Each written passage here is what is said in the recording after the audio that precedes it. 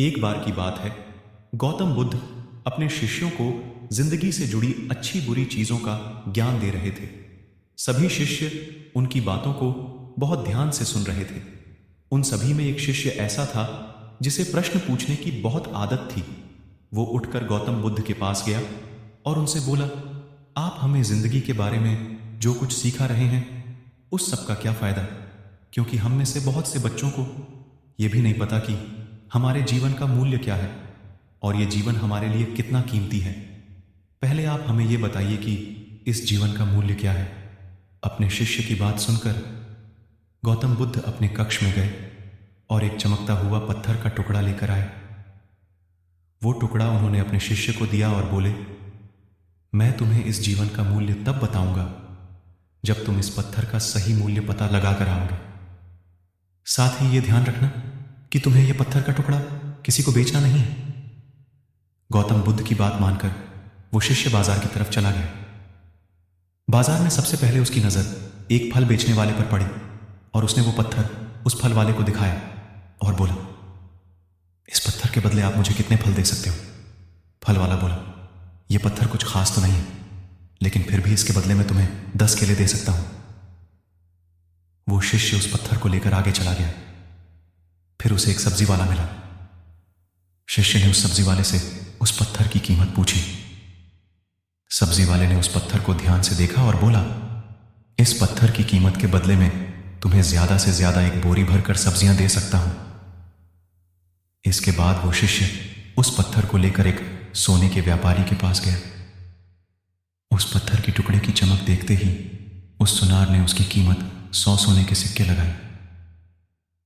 शिष्य ने वो टुकड़ा बेचने से मना किया तो वो सुनार उसके बदले 200 सोने के सिक्के देने को भी राजी हो गया, लेकिन शिष्य ने वो पत्थर नहीं बेचा। इसके बाद वो शिष्य एक हीरों के व्यापारी के पास गया और उनके सामने उसने वो पत्थर के टुकड़े को रख दिया।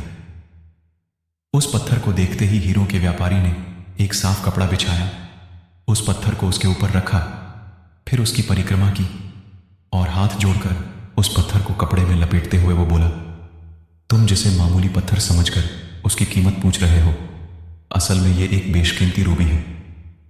ऐसा रूबी हर किसी को नहीं मिलता। मैं अगर अपना सब कुछ बेच भी दूं तो भी इसकी कीमत नहीं चुका सकता। उस व्यापारी की बातें सुनकर वो शिष्य हैरान हो गया। वो दौड़ा दौड़ा सीधा बुद्ध के पास आया और उन्हें उसने जो कुछ भी बाजार में हुआ वो सब बताया।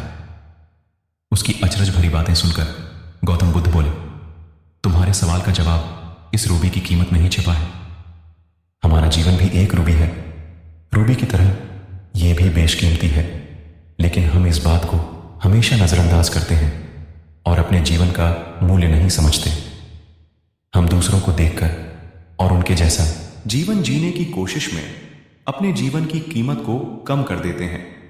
हम ये सोचते हैं कि हमारी जिंदगी की कीमत वही है जो दूसरे हमें बताते हैं, लेकिन ये बात हमेशा ध्यान रखना कि सामने वाला अपनी हैसियत, बुद्धि और अपनी समझ के हिसाब से तुम्हारी कीमत लगाता है।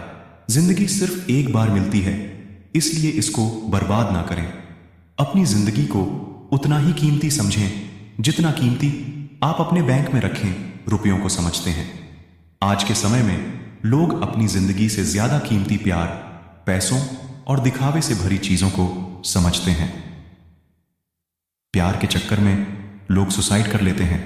पैसों के चक्कर में ऐसा काम करने लग जाते हैं जिससे उनकी जिंदगी बर्बाद हो जाती है। नाम कमाने के चक्कर में उल्टे सीधे काम करने लग जाते हैं। हमेशा याद रखें कि दिखावा करना जरूरी नहीं है।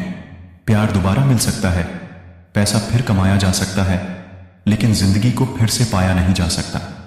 इसलिए अपनी इस बेशकीमती जिंदगी को अच्छे से जिएं। हर पल का आनंद लें। कभी ये ना सोचें कि आप इस दुनिया में किसी काम के नहीं हैं, न कभी ये सोचें कि आपकी जिंदगी व्यर्थ है। आपके होने या ना होने से कुछ फर्क नहीं पड़ता। जब भी ऐसे नेगेटिव विचार आपके मन में आए तो खुद को बस ये याद दिलाएं कि जीवन एक रूबी है और ये